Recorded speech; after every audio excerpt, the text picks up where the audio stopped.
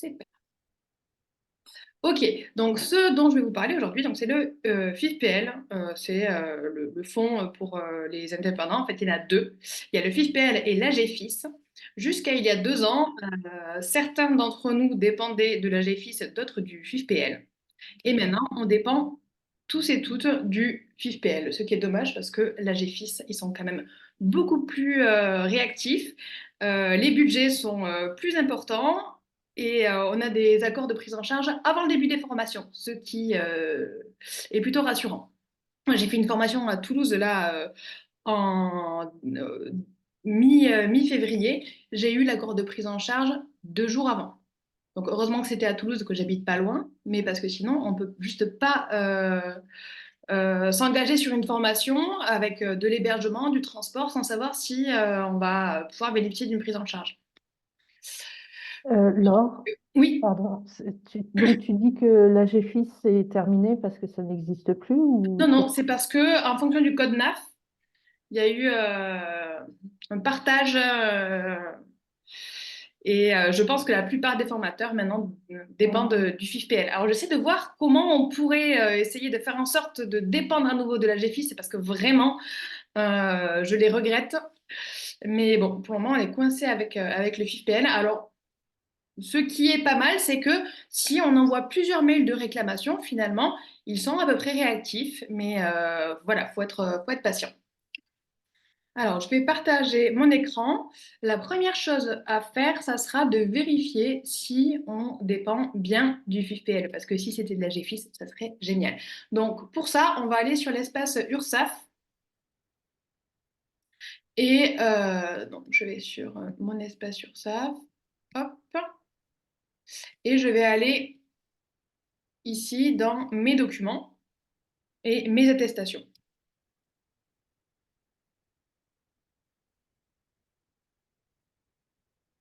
Et ici, hop, je peux sélectionner le type d'attestation.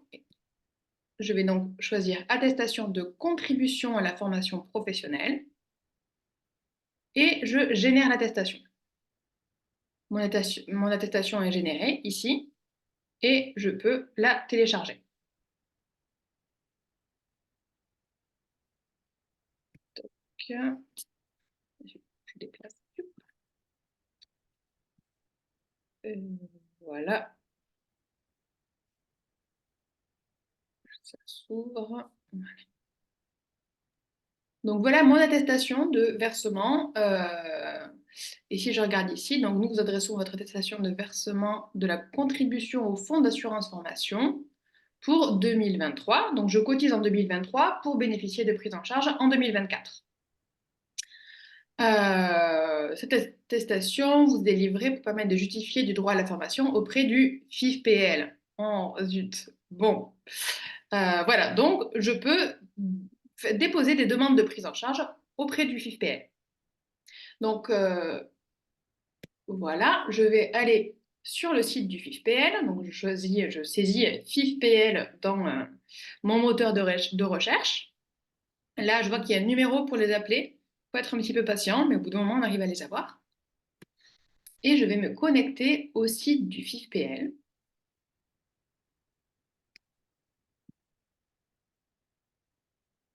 Ici, je vais aller dans profession libérale ou bien je descends, hop, et dans vous êtes un professionnel libéral.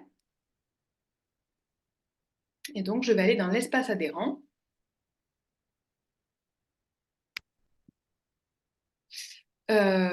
Si je n'ai pas encore d'espace adhérent, bah, je choisis création de compte et j'ai quelques informations renseignées, donc mon siret, mon code NAF. Si je ne m'en souviens pas, je vais aller chercher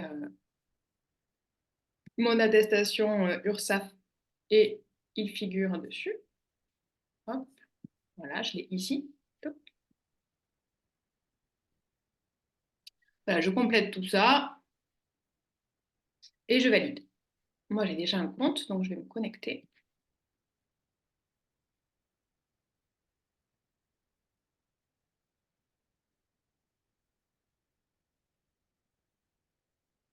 Voilà, et c'est à partir d'ici que je vais pouvoir déposer mes demandes de formation. Alors ici, j'ai un catalogue de formation. Sachez que pour le FLE, il n'y a pas de catalogue de formation. Donc, vous pourrez passer autant de temps que vous voulez dans ce catalogue, vous n'y trouverez pas de formation qui vous concerne. Ici, je vais pouvoir aller consulter les critères de prise en charge.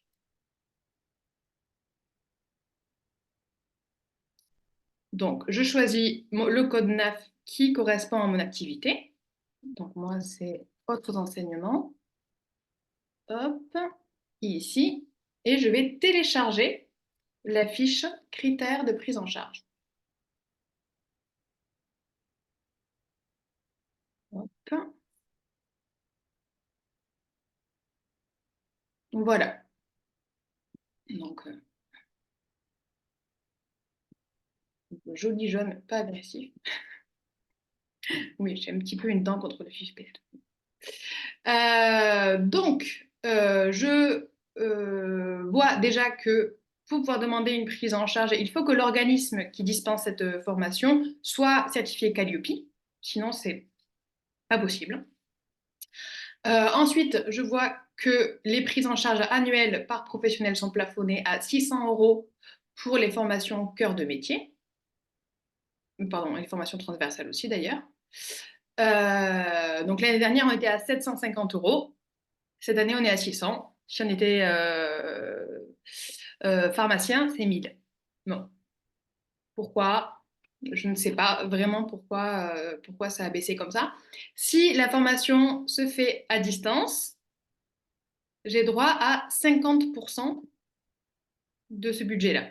Donc, par exemple, la formation Phonetics, il y a 3 ans, elle était intégralement prise en charge. La formation Phonetics coûte 400 €. Quand il y a une prise en charge, elle était intégralement prise en charge. L'année dernière, sur 750 €, on avait droit à 50% parce qu'elle se faisait à distance. Donc, il y avait un reste à charge de 25 €. Et cette année, puisqu'on est passé à 600, ben, il y a un reste à charge de 100 €.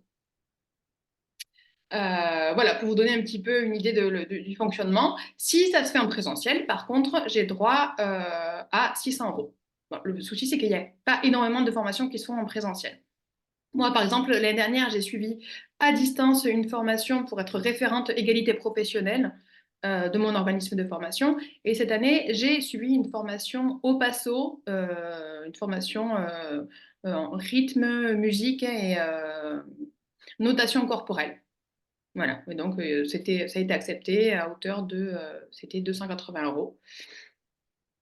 Donc là, j'ai mes formations au cœur de métier, je vois un petit peu le type de formation qui seront acceptées. Donc par exemple, si c'est formation à la communication, ça passe. Tout ce qui va être en lien vraiment avec mon activité professionnelle. Donc là, je trouve que c'est important de différencier un petit peu le CPF, qui est un compte personnel de formation, qui va me permettre, si je souhaite un jour changer de voie, bah, de me former au dessin, à la poterie, de faire une formation certifiante en yoga et devenir prof de yoga. Ça, c'est le CPF que je vais utiliser. C'est mon compte personnel. En revanche, si je veux me former professionnellement, faire des formations en lien avec vraiment mon activité professionnelle, je vais d'abord utiliser le FIFPL, le CFP. Voilà, en plus, deux sigles qui se ressemblent énormément. Voilà, dans un premier temps, je vais essayer d'utiliser ça. Et si je n'ai plus de budget, à ce moment-là, je pourrai aller taper dans le CPF. Ce qui est très important aussi, il faut savoir que le budget annuel du FIFPL est perdu s'il n'est pas utilisé. Donc, vous avez 600 € pour 2024. Si vous ne les utilisez pas, ils sont perdus. Voilà. Donc, on voit à peu près, enfin, la plupart des formations que vous pourriez demander par rapport à votre activité, elles seront prises en charge. Oui, Marie-France? Petite question, au niveau du CPL, à partir du moment où on est auto-entrepreneur, on n'a aucun droit, on n'a plus aucun droit au CPL. Enfin, je veux dire, on n'y cotise CPF? plus du Si, tout. si, tout à fait. Compte personnel de formation. En fait, quand on cotise auprès du FIFPL, le FIFPL donne une partie de la cotisation au CPF et le reste est géré par le FIFPL. Donc, si vous allez sur votre espace Mon compte personnel de formation, vous verrez que vous avez des droits, tout à fait. Mais comme je disais, ce sont des droits qui seront plutôt à utiliser pour faire une validation des acquis ou pour une réorientation. ou bien si vous avez déjà utilisé votre budget FIFPL. Mais pour les Ok, formations merci. cœur de métier, ça sera plutôt les formations, le budget FIFPL.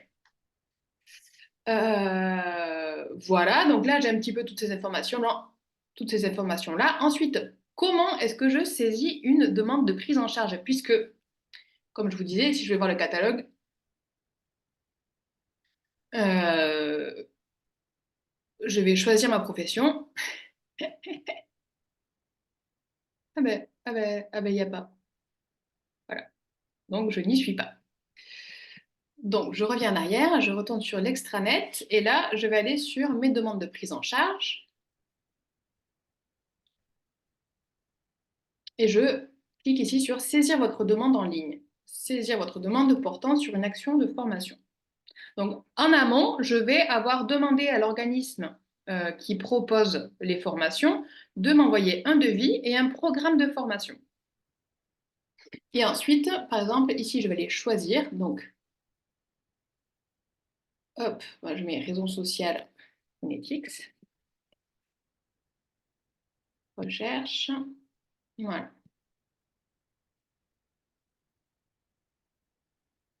Ok, je vois que j'ai phonetics ici, très bien. Et là, je vais aller renseigner à partir de mon programme de formation. Hop, je vais aller reporter les informations qui y figurent. Tac, hop. Donc là, par exemple, formation de formateur en correction phonétique à distance. Hop, là, je vais mettre ça. Hop, il faut que je renseigne lieu autre, modalité d'exécution à distance. Là, je peux mettre d'ailleurs entreprise, ça ne change rien. Je mets ma date de début, ma date de fin, qui figure normalement sur mon devis. Durée en heures par stagiaire, normalement ça figure également sur le devis. Donc nous, on est sur 23 heures par exemple. Durée en jours, donc là, il faut demander à l'organisme de formation, parce que c'est un calcul, il faut que les journées durent au moins 6 heures.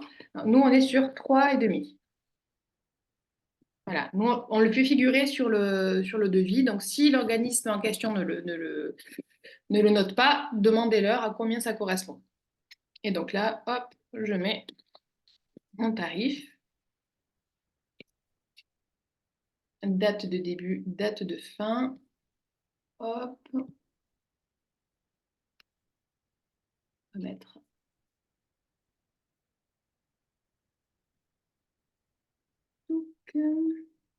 Voilà. Et donc, suivant.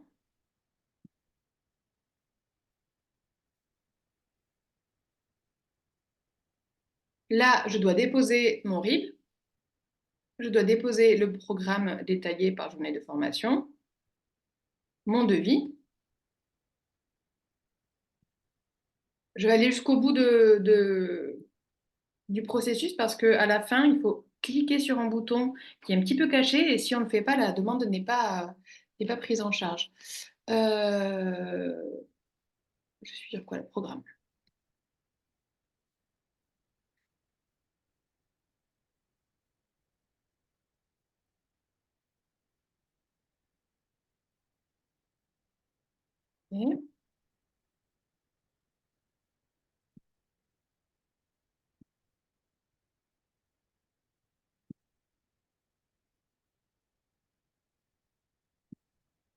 Ensuite, je dépose mon devis.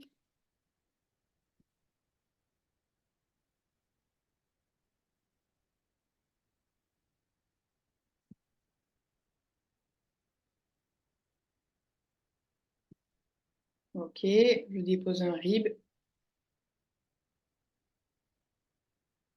Je vais mettre n'importe quoi parce que je ne vais pas vraiment faire la demande.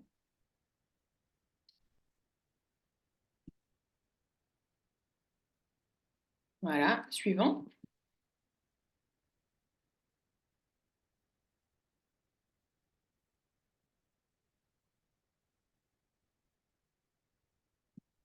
Ok, donc là, je reçois un document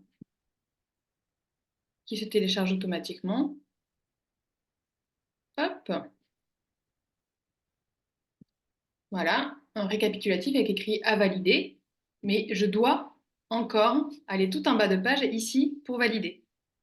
Donc ça, moi, les 2 premières fois, je n'avais pas vu qu'il y avait ce bouton en bas et je pensais que c'était le FIFPL qui devait valider.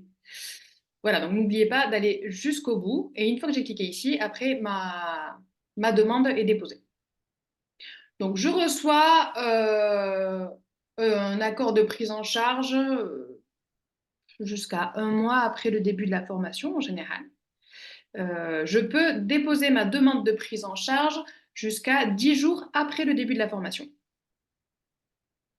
Là, par exemple, pour toutes les formations qui se déroulaient, même si elles commençaient le 1er janvier 2024, les demandes de prise en charge n'étaient étudiées qu'à partir de février. Voilà. Ce qui est important aussi de savoir, c'est que en général, le FIFPL dit qu'il n'y a aucune raison pour qu'il refuse une prise en charge si ça correspond aux formations cœur de métier. Voilà. Nous, par exemple, pour Phonetics, on n'a jamais eu de refus. Pour les profs de langue. On a eu un refus pour une orthophoniste, mais parce qu'on n'est pas personnel soignant et qu'il fallait que les formations soient proposées par des personnels soignants. Voilà, donc là, j'ai fait ma demande. C'est bon. Ensuite, à l'issue de la formation, le FIFPL va me demander de déposer une attestation d'assiduité et de règlement. Donc ça, c'est un document que vous demandez à l'organisme de formation. Et que vous allez ensuite aller déposer de la même manière que là, j'ai déposé le RIB, le programme hop, et le devis. Voilà, document déposé. Voilà, je suis en plus allée déposer là l'attestation de présence et de règlement.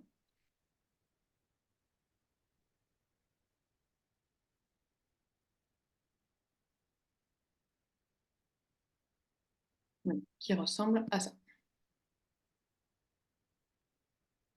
Donc ça, je l'ai demandé à l'organisme de formation auprès de qui j'ai suivi ma formation.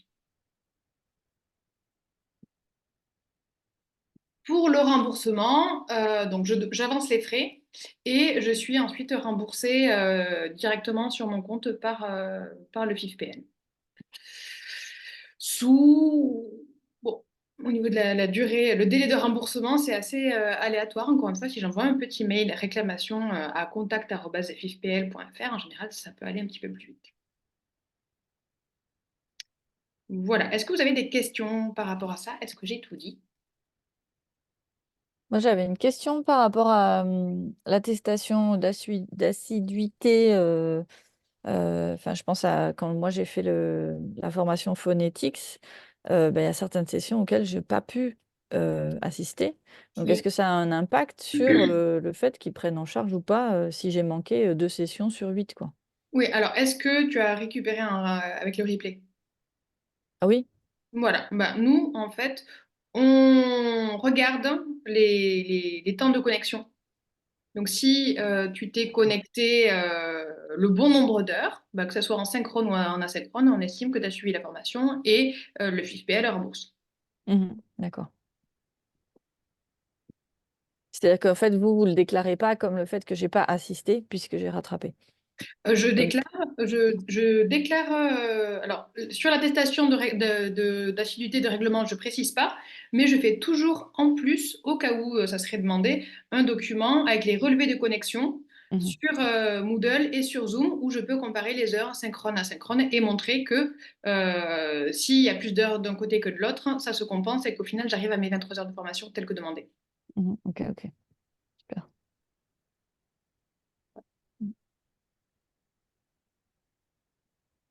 Les 600 € dont tu parles, il faut générer un minimum de chiffre d'affaires ou ça se passe comment? Alors, c'est à partir de 1 euro de cotisation, je crois, donc il faut vraiment, il n'y a pas besoin de générer beaucoup de chiffre d'affaires. D'accord, c'est pas au prorata d'un Non, pas du tout, certain pas du tout. chiffre. D'accord. Non, non, non. Donc vraiment, utilisez votre budget. Et il faut avoir le statut auto-entrepreneur, du coup. Non, il faut être indépendant. Il faut que je me Donc, renseigne. si j'ai une EURL, ou voilà, si je suis chef d'entreprise, ça fonctionne aussi. Il faut être indépendant. Mhm. Ok.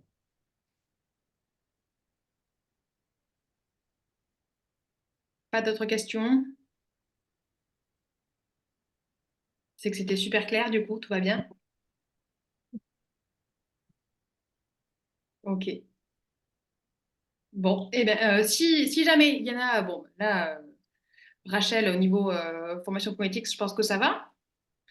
Anne-Séverine aussi. Si jamais Inès, Marie-France, vous êtes intéressés par la formation phonétique, n'hésitez pas à m'envoyer une demande de devis. Je vous envoie devis, programme de formation. Et voilà, parce que j'essaie de recenser un petit peu les formations qui seraient éligibles. Alors, je pense par exemple, il y a une formation là de FLE par le théâtre proposée par Langue Plurielle à Paris. Ils sont Calliope. Je pense que par exemple, ça, c'est éligible à une prise en charge. Voilà, Mhm. donc n'hésitez pas à aller voir un petit peu ce qui se fait, mais voilà, il faut vraiment aller chercher l'information parce que, il n'y a pas beaucoup de communication autour de ça et trop de gens ignorent qu'on a ces possibilités-là, ces budgets. Et, Oui. comme tu dis que formateur FLE, ça n'existe pas dans leur catalogue, euh, moi j'avais regardé pour des formations un peu, enfin, tu vois, qui permettent d'aborder la grammaire ou l'orthographe par des biais un peu, voilà, ludiques, un peu différents, quoi, moins scolaires, etc. Donc c'est pas spécifique au FLE, c'est toutes les personnes qui enseignent le français. Mhm. Mais après, pour moi, ça pourrait tout à fait rentrer dans... Absolument. Ouais, Dans ok. les, alors, attends, je repartage un.